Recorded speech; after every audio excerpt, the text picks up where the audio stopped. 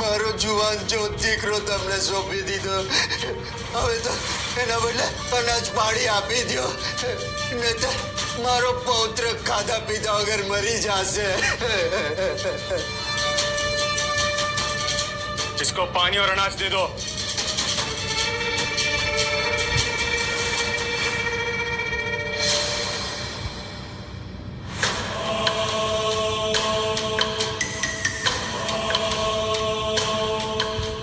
આનાથી હું મારા પૌત્રને તો બચાવી લઈશ, પણ મેં મારો દીકરો ખોઈ દીધો। ये रोना धोना बंद कर। अब तेरा बेटा हमारी सल्तनत को अपनाएगा, हमारी रियासत की गुलामी करेगा। अब वो कभी वापस नहीं आएगा, उसको हमेशा हमेशा के लिए भूल जाओ। निकल।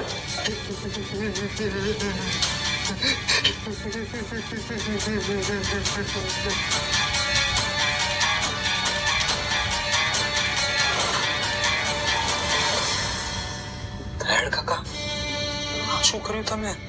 દીકરાનો સોદો કર્યો છે, પૌત્રનો જીવ બચાવવા સુલતાને લોકોને અનાજ અને પાણી માટે કોઈને કોઈ વસ્તુ અથવા ઘરના સભ્યને મૂકી જવા મજબૂર કર્યા છે।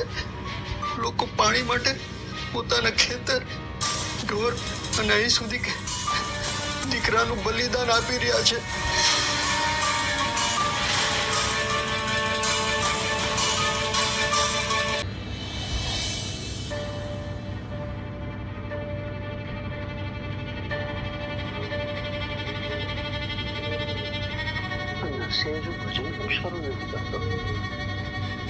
નરસિંહભાઈ હજુ આઘાતમાં છે, એમની આંખો તો જુઓ। નરસિંહ, ભજન શરૂ કર ભાઈ।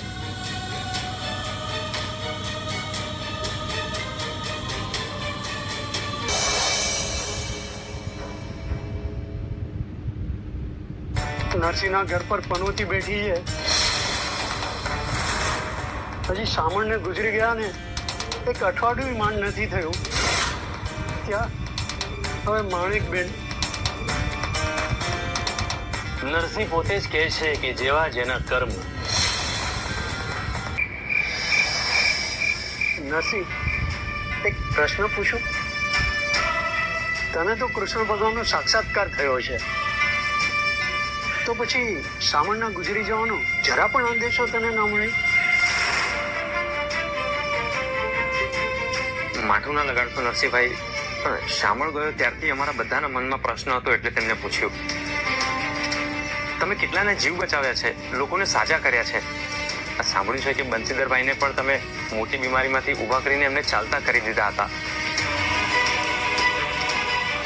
તો નરસિંહભાઈ, શામળને બચાવવા માટે તમે કેમ કઈ પ્રયત્નો ના કર્યા? નરસિંહભાઈ, શામળ પ્રત્યે કઈ દ્વેષ હતો એટલે?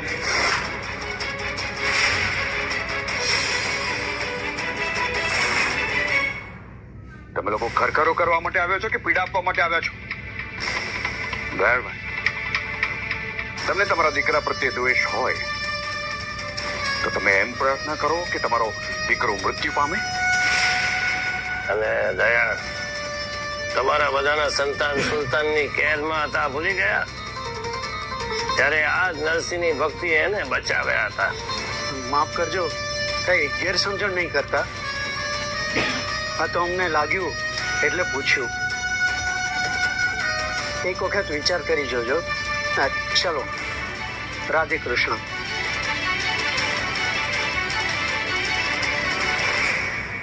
અરે, પોતાનો દીકરો લઈ લીધો એટલે નરસિંહ એમનું નામ લેવાનું પણ છોડી દીધું।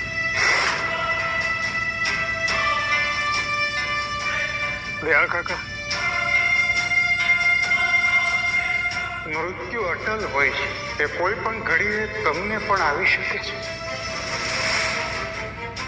અને મને પણ।